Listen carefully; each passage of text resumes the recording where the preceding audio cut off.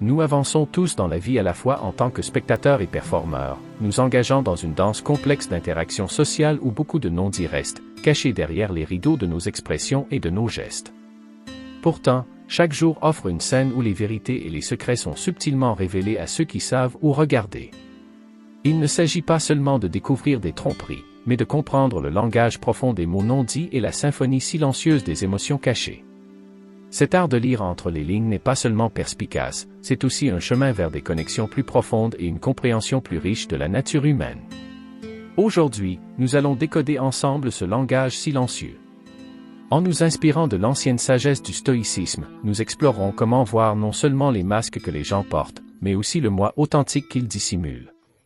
Ce voyage changera non seulement la façon dont vous voyez les autres, mais aussi la façon dont vous vous comprenez vous-même. Rejoignez-moi alors que nous découvrons les secrets pour vraiment voir au-delà de la surface, là où les vraies conversations commencent. Si vous appréciez ce que nous faisons ici, une simple faveur gratuite que je vous demanderai est d'appuyer sur le bouton d'abonnement et de rester avec nous tout au long du voyage aujourd'hui. Ne sautez aucune partie de la vidéo, car chaque instant regorge d'idées qui pourraient changer la façon dont vous voyez le monde qui vous entoure. Plongeons Y. Premièrement, la technique du dit en plus. Cette technique puise dans les désirs humains fondamentaux d'être entendus et compris. En disant « dites-moi plus », vous donnez à l'autre personne l'espace nécessaire pour s'exprimer sans crainte de jugement ou d'interruption. Ce simple geste peut transformer la façon dont ils perçoivent la conversation et, plus important encore, la façon dont ils interagissent avec vous. Ils sont susceptibles de partager plus que de simples détails superficiels, en s'aventurant dans des expériences personnelles, des croyances et même des insécurités. J'ai constaté que l'utilisation de tels mémoires ne consiste pas seulement à recueillir des informations, mais aussi à établir une relation de confiance. Au cours d'une discussion, lorsque les émotions peuvent être vives ou que le sujet touche à quelque chose de personnel, ces mots peuvent servir de baume apaisant, disant subtilement à l'autre personne que vous êtes là pour écouter, pas pour juger. Il est remarquable de voir à quel point la dynamique change lorsque quelqu'un se sent vraiment écouté. Ils sont plus susceptibles de s'ouvrir, de partager des informations sur leur motivation et peut-être de révéler les vulnérabilités qu'ils gardent habituellement. Dans les négociations professionnelles ou personnelles, cette méthode peut être particulièrement efficace.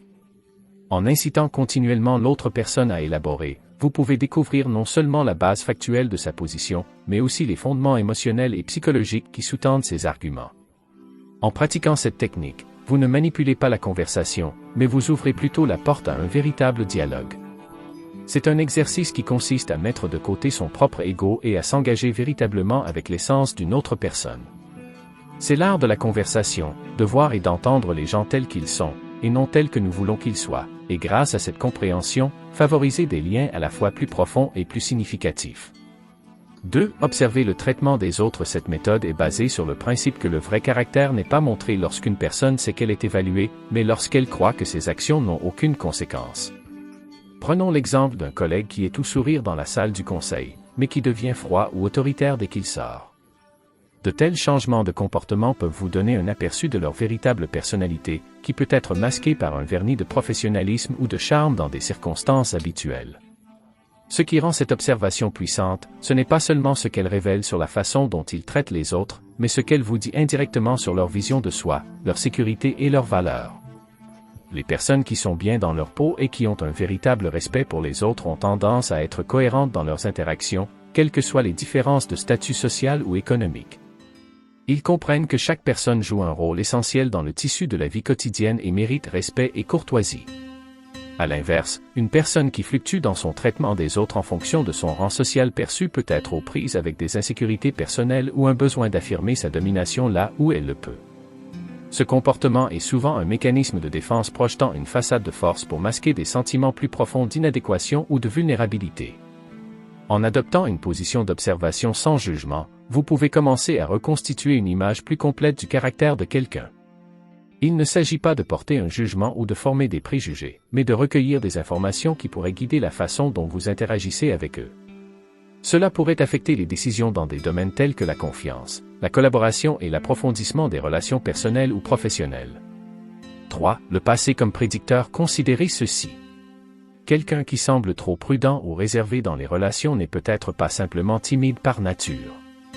Peut-être ont-ils enduré des trahisons ou des déceptions qui leur ont appris à construire des murs d'abord et à poser des questions plus tard. Ou pensez à quelqu'un qui se hérisse devant la critique, aussi constructive soit-elle. Cela pourrait provenir d'une éducation où les critiques ont été sévères, façonnant une posture défensive qu'ils adoptent à l'âge adulte. Le truc ici n'est pas d'utiliser le passé de quelqu'un comme une étiquette, mais comme une lentille.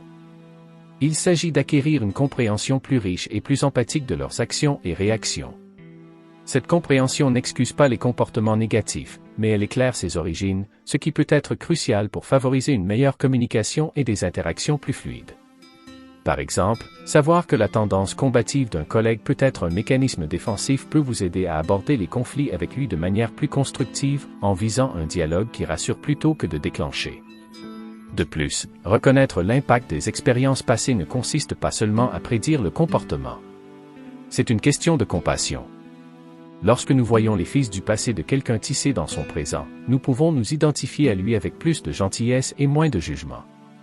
Nous pouvons aborder nos interactions avec la conscience que nous avons souvent affaire non seulement à la personne en face de nous, mais aussi aux échos de ses expériences. Numéro 4. Changement de ton. L'un des aspects les plus révélateurs de la communication n'est pas seulement ce que les gens disent, mais aussi la façon dont ils le disent. Les changements de ton, en particulier ceux qui sont soudains et inattendus, peuvent être comme des fenêtres brièvement ouvertes sur le monde intérieur de quelqu'un. Ces changements de ton peuvent révéler une incertitude, un déguisement ou un conflit émotionnel que les mots eux-mêmes pourraient s'efforcer de cacher. Imaginez que vous discutez d'un projet avec un collègue qui est généralement optimiste et sûr de lui. Au milieu de la conversation, leur voix baisse de ton, ralentit ou commence à bégayer légèrement. Il ne s'agit pas d'une variation aléatoire. Il est potentiellement révélateur qu'ils ne soient peut-être pas aussi confiants ou ouverts sur l'état du projet que leurs paroles le suggèrent. Ces changements sont souvent involontaires, en raison du câblage complexe de notre cerveau. Lorsqu'une personne ment ou se sent mal à l'aise à propos de ce qu'elle dit, sa charge cognitive augmente. Cette tension mentale peut se manifester dans leur ton, leur rythme ou même dans la douceur de leur livraison. La voix peut se fissurer, s'adoucir ou se durcir, des indices subtils que quelque chose ne va pas. Mais pourquoi est-ce important? Parce que le fait d'être capable de capter ces signaux améliore votre compréhension du contexte de la conversation. Il ne s'agit pas seulement d'attraper quelqu'un en train de mentir. Il s'agit de comprendre les niveaux de confort, de confiance et de sincérité derrière ce qui est dit. Si vous êtes conscient de ces changements, vous pouvez naviguer plus habilement dans les conversations, en posant les bonnes questions ou en rassurant si nécessaire pour découvrir des informations plus authentiques et complètes. 5. Comportements non surveillés. Lorsque nous pensons à vraiment connaître quelqu'un, ce sont souvent ces moments insurveillés où ils croient que personne ne regarde qui nous en disent le plus sur qui ils sont vraiment. C'est dans ces bribes de temps, loin des yeux vigilants de leur père ou de l'autorité, que les gens révèlent leur vrai moi, qu'ils plient du linge, interagissent avec un animal de compagnie ou choisissent simplement une collation à l'épicerie. Réfléchissez à la façon dont quelqu'un pourrait se comporter lors d'une fête bondée par rapport à la façon dont il se comporte lorsqu'il range après le départ des invités. En public, une personne peut être tout sourire, engageante et courtoise, jouant l'hôte gracieux. Cependant, la vraie prise de conscience vient lorsque la fête est terminée. Comment traite-t-il le personnel qui aide au nettoyage? Sont-ils respectueux et reconnaissants, ou deviennent-ils dédaigneux une fois qu'ils n'ont plus besoin de faire impression en public? Ces petites actions, apparemment insignifiantes, peuvent en dire long sur le respect d'une personne pour les autres et son sens des responsabilités. Observer quelqu'un dans ces moments non surveillés peut également fournir une image plus claire de ses valeurs et de ses priorités. Par exemple, quelqu'un qui ramasse des déchets dans un parc alors qu'il pense que personne ne regarde a probablement un sens aigu de la communauté et de la responsabilité environnementale. Ou encore, regarder quelqu'un interagir avec des animaux ou des enfants alors qu'il n'est pas conscient d'un public peut révéler un niveau de gentillesse et de patience qui pourrait ne pas être aussi observable dans des contextes plus formels. Cette approche ne consiste pas à espionner ou à porter des jugements hâtifs. Il s'agit de reconnaître l'importance des interactions quotidiennes, moins raffinées, qui contribuent à une compréhension holistique d'une personne. En appréciant ces moments, nous pouvons formuler des évaluations plus précises et établir des relations basées sur une véritable compréhension plutôt que sur des personas organisés. 6. Réaction émotionnelle. Comprendre les émotions derrière les réactions d'une personne peut être comme lire les petits caractères d'un contrat. Ils vous parlent des engagements qu'ils ont au plus profond d'eux-mêmes. Les émotions sont les réponses brutes qui traversent la façade que nous présentons souvent au monde, offrant un aperçu de ce qui nous motive vraiment. Supposons que vous soyez en réunion et qu'une proposition qui a un impact sur le flux de travail est présentée. Un collègue peut simplement hocher la tête et être d'accord, tandis qu'un autre peut réagir fortement, avec enthousiasme ou frustration. Ces réactions peuvent vous en dire long sur la façon dont chaque personne valorise le changement, l'innovation ou la sécurité. Celui qui s'illumine à l'idée de nouveaux processus peut valoriser la créativité et la croissance, tandis que celui qui réagit négativement peut privilégier la cohérence et la prévisibilité. Il ne s'agit pas seulement d'identifier ces déclencheurs émotionnels, mais de comprendre le pourquoi qui les sous-tend. Par exemple, si un ami montre constamment une détresse importante à cause de changements mineurs d'horaire, cela pourrait être un signe que la stabilité et la routine sont exceptionnellement importantes pour lui, peut-être en raison de l'instabilité passée dans sa vie. En reconnaissant cela, vous pouvez aborder les interactions futures avec une sensibilité à leurs besoins de prévisibilité, ce qui non seulement montre de l'empathie, mais peut également aider à éviter des frictions inutiles. De plus, l'observation des réactions émotionnelles ne se limite pas aux émotions négatives. La joie, l'excitation et la satisfaction sont tout aussi révélatrices. Prenez note de ce qui rend quelqu'un vraiment heureux ou enthousiaste, qu'il s'agisse de s'attaquer à un projet difficile au travail ou de planifier une randonnée d'un week-end. Ces émotions positives révèlent leur passion et leur plaisir, vous aidant à comprendre ce qui nourrit leur âme. 7. Le langage corporel. Il s'agit d'une forme de dialogue silencieux où chaque geste, chaque posture et chaque mouvement subtil ont un sens. La compréhension de ce langage peut fournir des informations profondes sur l'état émotionnel et les intentions d'une personne au-delà de ce qu'elle choisit d'exprimer verbalement. Les bras croisés sont souvent interprétés comme une posture défensive, une barrière physique que quelqu'un met en place soit parce qu'il se sent menacé, soit parce qu'il n'est pas ouvert à ce qui est discuté. Mais le contexte compte. Une chambre froide ou une position décontractée peut également amener quelqu'un à croiser les bras, il est donc important de lire ce signal en conjonction avec la situation globale et d'autres signaux du langage corporel. Le miroir est un autre aspect intrigant du langage corporel où une personne imite inconsciemment les gestes, le modèle de discours ou l'attitude d'une autre. Cela se produit souvent lorsque les gens ressentent un rapport fort ou une connexion. L'observation de cela peut indiquer un bon niveau de confort et d'alignement entre les individus dans une conversation. 8. Contact visuel. C'est plus qu'un simple signe d'attention. C'est un pont de connexion, un communicateur silencieux d'émotion et d'intention. Lorsque quelqu'un vous regarde dans les yeux pendant une conversation, c'est généralement un signe qu'il est engagé, digne de confiance et ouvert à l'interaction. Considérez les nuances du contact visuel dans différentes situations. Par exemple, dans une discussion amicale, un contact visuel approprié aide à établir un rapport, ce qui rend l'interaction plus personnelle et sincère. Dans un cadre professionnel, il peut transmettre la confiance et l'affirmation de soi, signalant qu'une personne est pleinement présente et engagée dans la discussion en cours. Cependant, lorsqu'une personne évite constamment d'établir un contact visuel, cela peut indiquer qu'elle n'est pas tout à fait à l'aise avec la situation ou qu'elle retient ses véritables pensées. Mais le contact visuel peut aussi être complexe et influencé par les normes culturelles. Dans certaines cultures, le contact visuel direct est considéré comme impoli ou conflictuel, tandis que dans d'autres, c'est un signe de respect et d'attention. Par conséquent, la compréhension du contexte culturel est cruciale lors de l'interprétation de cette forme de communication non verbale. 9. Compétence d'écoute. L'art de l'écoute va bien au-delà de la simple écoute des mots. Il s'agit d'un processus actif et engageant qui implique de comprendre, d'interpréter et d'y répondre de manière réfléchie. Les bons auditeurs font preuve d'un respect pour l'orateur qui peut forger des liens plus forts et plus authentiques. Ils ne se contentent pas d'écouter pour répondre. Ils écoutent pour comprendre, ce qui est une différence subtile mais profonde. Pensez à une conversation où vous vous êtes senti vraiment entendu. L'auditeur vous a probablement accordé toute son attention, hochant la tête de manière appropriée, posant des questions de clarification et répondant d'une manière qui montrait qu'il saisissait non seulement les mots, mais aussi les sentiments qui se trouvaient derrière eux. Ce type d'interaction n'est pas seulement satisfaisant. Il renforce la confiance et le respect, ouvrant la voie à des relations plus profondes. À l'inverse, une mauvaise capacité d'écoute peut également être très révélatrice. Si quelqu'un l'interrompt fréquemment, cela peut suggérer qu'il accorde plus de valeur à ses propres pensées qu'aux autres, ou qu'il est simplement enthousiaste, bien qu'il manque un peu de tact. S'ils semblent souvent distraits ou ne se souviennent pas des détails des conversations précédentes, cela pourrait indiquer un manque d'intérêt véritable ou un esprit préoccupé. L'observation de ces habitudes permet de savoir à quel point une personne apprécie l'interaction et peut vous guider sur la quantité de partage avec elle lors de futurs engagements. Numéro 10. Évitement des questions. Lorsque quelqu'un esquive constamment certaines questions ou change brusquement de sujet, ce n'est pas seulement une pause dans le dialogue. C'est une fenêtre sur ce qu'il pourrait cacher consciemment ou inconsciemment. Cet évitement peut être subtil, comme donner des réponses vagues ou retourner habilement la question à la personne qui pose la question, ou il peut être plus manifeste, comme exprimer un malaise ou changer rapidement de sujet. Imaginez que vous discutiez de projets antérieurs avec un collègue et que vous remarquiez qu'à chaque fois que vous vous renseignez sur un événement spécifique, celui-ci passe sous silence les détails ou passe à un autre sujet. Ce schéma peut suggérer que le projet ne s'est pas bien déroulé ou qu'il y a des aspects dont ils ne sont pas fiers. L'évitement vous dit qu'il y a quelque chose dans cette expérience qu'ils n'ont pas réconcilié ou qu'ils souhaitent peut-être oublier.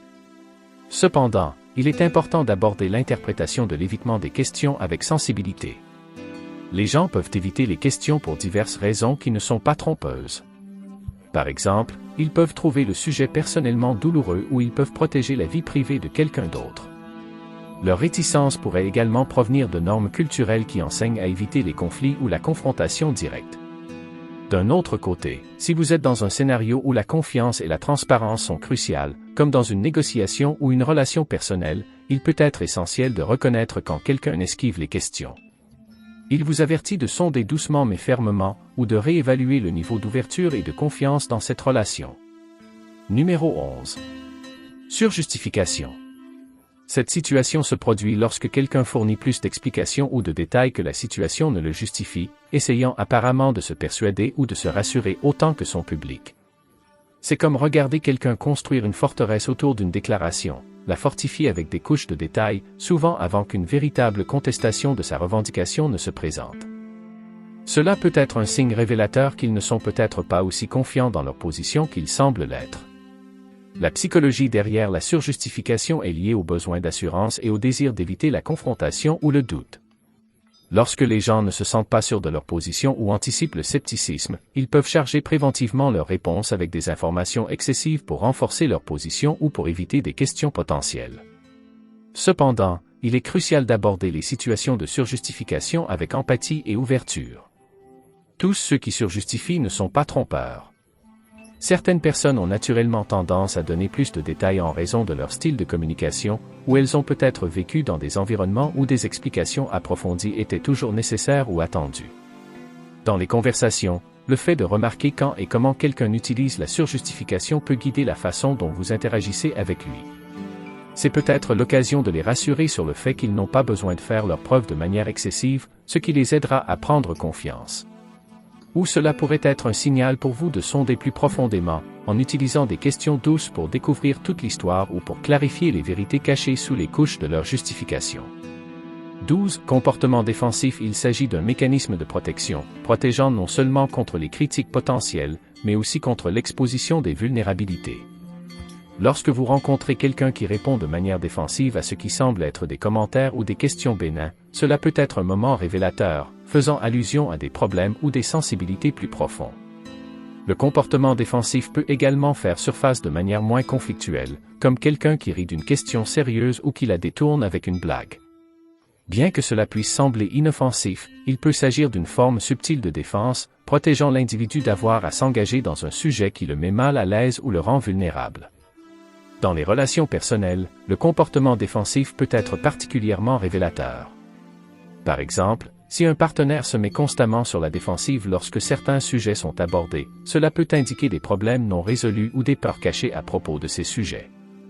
Reconnaître ce modèle peut vous guider à aborder les questions sensibles avec plus de prudence, ce qui peut ouvrir un dialogue qui leur permet d'aborder ces préoccupations cachées dans un environnement sûr.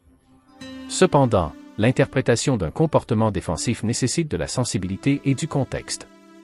Il est important de ne pas tirer de conclusions hâtives sur le caractère de quelqu'un en se basant uniquement sur des réactions défensives.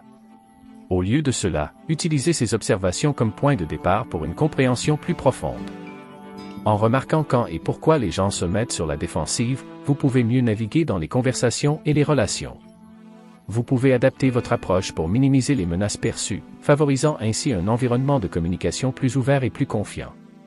13. Partage d'histoires personnelles. Lorsque quelqu'un partage une partie de l'histoire de sa vie, qu'il s'agisse d'un triomphe, d'une tragédie ou simplement d'une anecdote décalée, ils ne se contentent pas de transmettre des informations.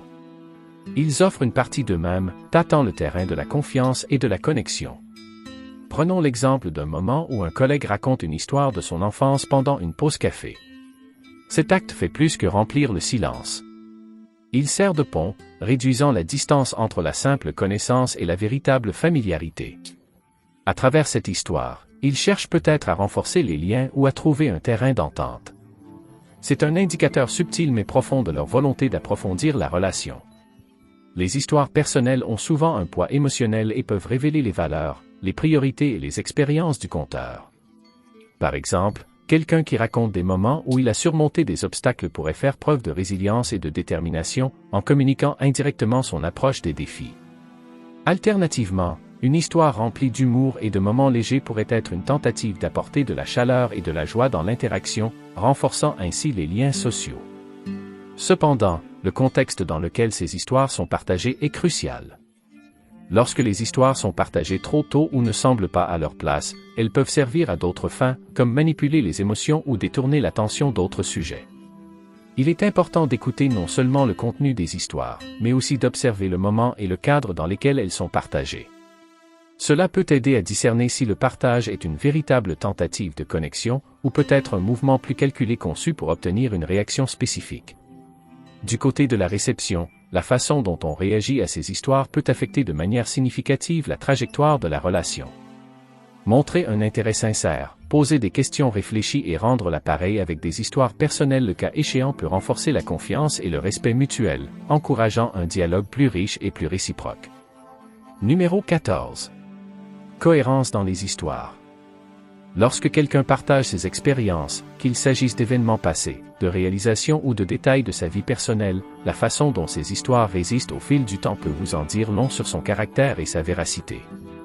Les histoires cohérentes ont tendance à renforcer la confiance que vous accordez à quelqu'un, tandis que les divergences peuvent vous inciter à remettre en question sa fiabilité ou sa sincérité. Imaginez qu'un ami vous parle d'un événement critique de sa vie, détaillant comment il s'est déroulé et ce qu'il a ressenti.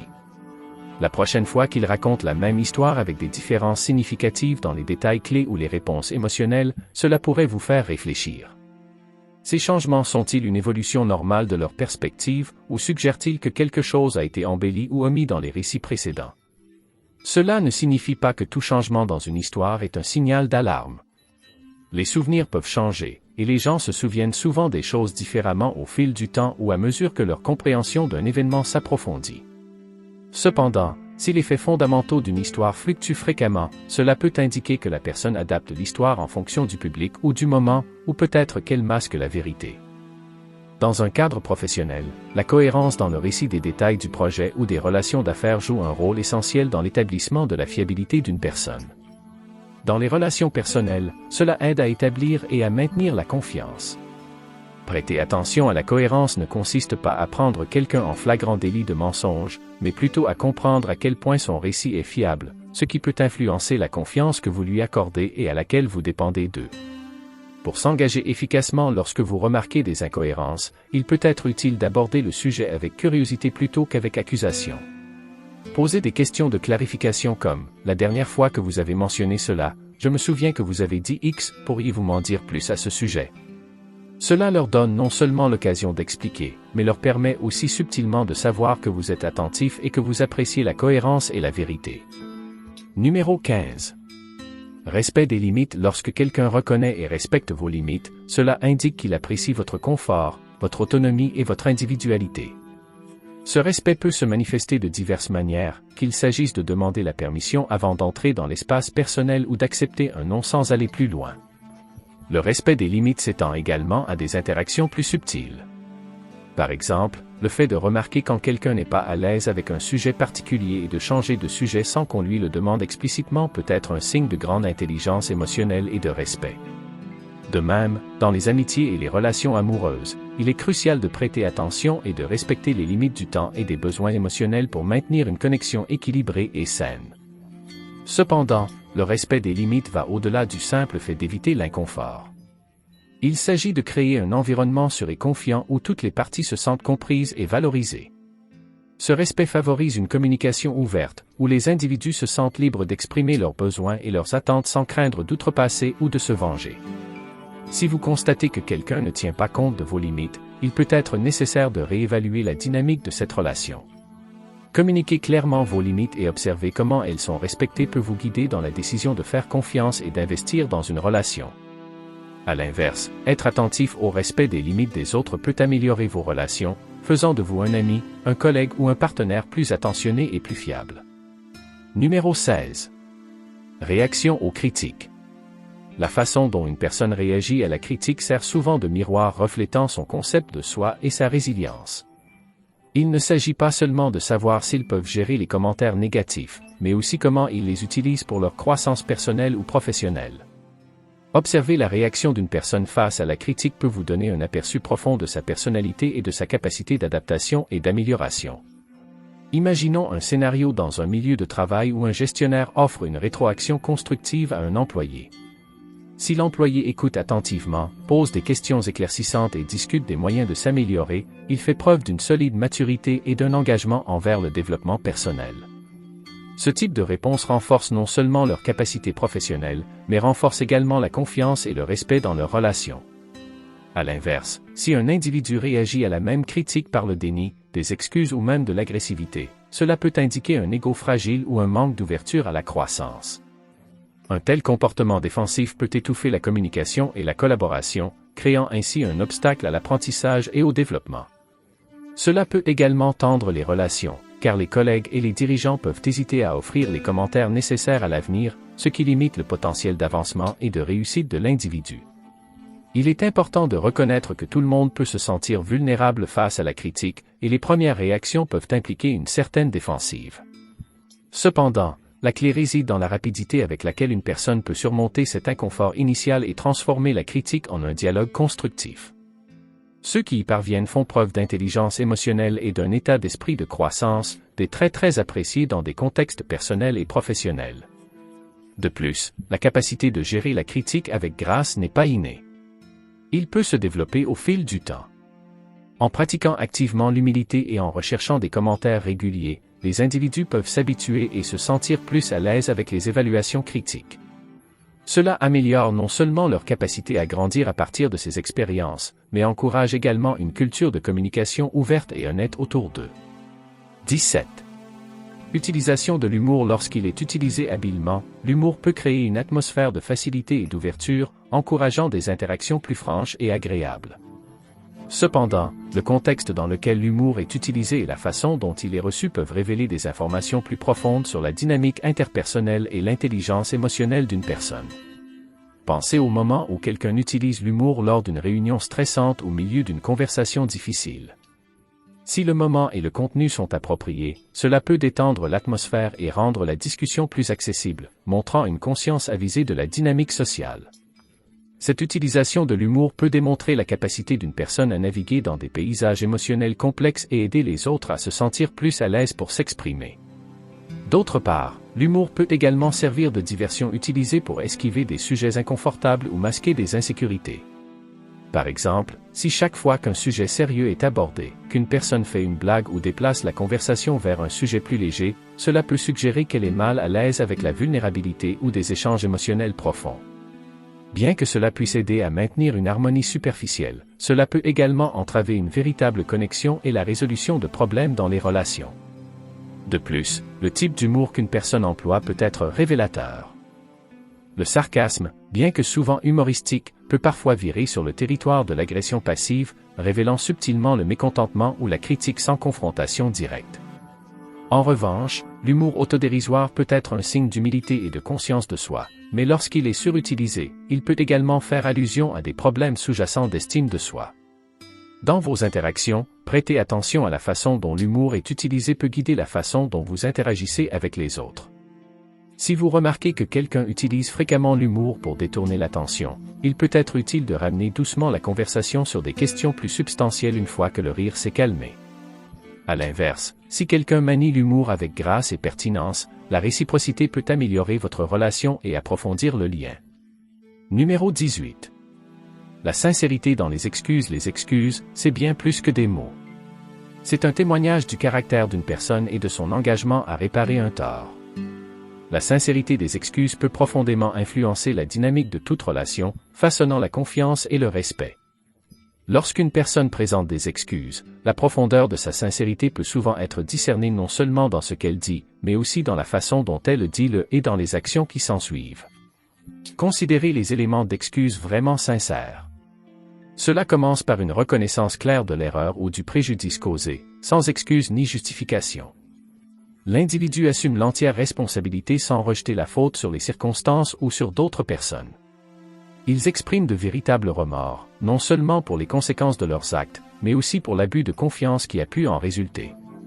Au-delà des mots, la sincérité se manifeste également à travers des actions, la façon dont une personne fait amende honorable ou modifie son comportement pour éviter de répéter l'offense. Des excuses sincères comprennent souvent une discussion sur les mesures que la personne prendra pour remédier à la situation ou sur les changements qu'elle mettra en œuvre pour s'assurer que cela ne se reproduise plus. Cependant, les excuses qui manquent de sincérité ont souvent certains signes révélateurs. Ils peuvent inclure un langage conditionnel, comme « je suis désolé si tu t'es senti blessé », qui transfère subtilement la responsabilité sur les sentiments de la partie offensée, plutôt que sur les actions de l'excuseur. Ou ils peuvent se précipiter au-delà des excuses, désireux de passer à autre chose sans vraiment s'attaquer aux problèmes sous-jacents, indiquant un manque d'engagement véritable à résoudre le tort causé. Dans vos interactions, observez comment quelqu'un s'excuse peut vous donner des informations précieuses sur son honnêteté et sa maturité. S'excuse-t-il seulement lorsqu'ils sont acculés, ou se présente-t-il volontairement? Se concentre-t-il sur le fait de laver leur nom ou sur la guérison de la relation? Ces nuances peuvent vous en dire long sur leurs priorités et leur capacité d'empathie.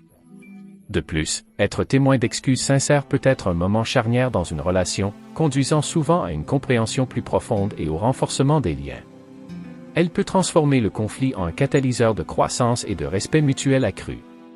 À l'inverse, des excuses non sincères peuvent éroder la confiance, laissant des problèmes non résolus et mijotant sous la surface. Numéro 19. Promesses et suivi. Les promesses occupent une place particulière dans les interactions humaines. Ce sont les contrats verbaux que nous concluons les uns avec les autres, fixant des attentes qui peuvent renforcer ou affaiblir les liens en fonction de leur réalisation. Lorsque quelqu'un fait une promesse, il ne se contente pas de dire qu'il fera quelque chose, il offre l'assurance que vous pouvez compter sur lui. Observer s'il respecte ses engagements peut vous en dire long sur leur caractère et la valeur de leur relation. Considérez le poids d'une promesse dans des contextes personnels et professionnels. Dans les relations personnelles, qu'il s'agisse d'une promesse de soutenir un ami dans une période difficile ou d'assister à un événement familial important, le suivi est le reflet direct de la valeur que cette personne accorde à la relation et respecte la confiance que vous lui avez accordée.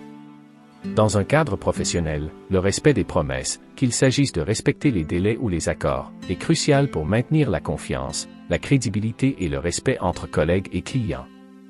Lorsque les promesses sont tenues, cela crée une base de confiance qui peut rendre les relations plus résilientes et les interactions plus simples. Vous savez que vous avez affaire à quelqu'un qui apprécie sa parole et respecte suffisamment les autres pour honorer ses engagements, ce qui rend les interactions plus fluides et plus prévisibles. Cette fiabilité peut améliorer le travail d'équipe, approfondir les amitiés et même renforcer le leadership. Cependant, lorsque les promesses sont souvent rompues, cela peut éroder la confiance et compliquer les relations. Si quelqu'un ne donne pas suite à la suite, cela soulève des questions sur sa fiabilité et son respect du temps et des efforts des autres. Cela peut conduire à l'incertitude et à l'hésitation dans les interactions futures, car vous pourriez commencer à douter que leurs engagements signifient quoi que ce soit. Il convient également d'examiner les raisons de l'échec du suivi. S'agit-il d'un engagement excessif et d'une mauvaise gestion du temps, ou est-ce le signe d'un mépris plus profond pour les attentes et les besoins des autres? Comprendre ces nuances peut guider la façon dont vous gérez vos attentes et vos interactions avec elles à l'avenir. 20. Ouverture à de nouvelles expériences très peut tout façonner, des relations personnelles au développement professionnel. Lorsqu'une personne est prête à essayer de nouvelles choses, qu'il s'agisse d'explorer des cuisines inconnues, de s'engager dans différentes cultures ou d'adopter de nouvelles technologies, elle montre une volonté de grandir et de s'adapter, des qualités qui sont inestimables dans notre monde en constante évolution. Réfléchissez à la façon dont quelqu'un réagit lorsqu'on lui donne l'occasion de s'aventurer en territoire inconnu. Aborde-t-il la situation avec enthousiasme et curiosité, ou hésite-t-il et cherche-t-il du réconfort dans ce qui leur est familier? Cette réaction peut en dire long sur leur approche des incertitudes de la vie. Ceux qui saisissent de nouvelles opportunités se retrouvent souvent dans un état continu d'apprentissage et d'amélioration personnelle, ce qui non seulement enrichit leur vie, mais les rend également des compagnons et des collègues plus dynamiques et intéressants. Cependant, il est important de reconnaître qu'être ouvert à de nouvelles expériences ne signifie pas sauter imprudemment sur toutes les opportunités. Il s'agit de maintenir un équilibre entre la recherche de nouveaux horizons et la préservation d'un sentiment de stabilité et de sécurité. La clé est la flexibilité, la capacité d'évaluer quand embrasser la nouveauté et quand s'accrocher à ce qui est familier. Encourager l'ouverture chez les autres peut également être une entreprise gratifiante. En favorisant un environnement qui valorise la curiosité et l'exploration, vous pouvez aider les autres à se sentir en sécurité pour sortir de leur zone de confort. Cela peut conduire à des expériences d'apprentissage partagées et à une compréhension mutuelle plus profonde, enrichissant vos interactions avec les autres. N'oubliez pas que le voyage vers la compréhension des autres commence par un seul pas vers la compréhension de nous-mêmes. Si vous avez apprécié notre exploration des nuances du comportement humain, ne manquez pas notre prochaine vidéo à l'écran, où nous plongeons plus profondément dans l'art des conversations significatives. Votre présence et votre engagement dans cette communauté enrichissent notre cheminement collectif vers la sagesse. Jusqu'à la prochaine fois, continuez à explorer, continuez à vous questionner et continuez votre chemin de découverte stoïcienne.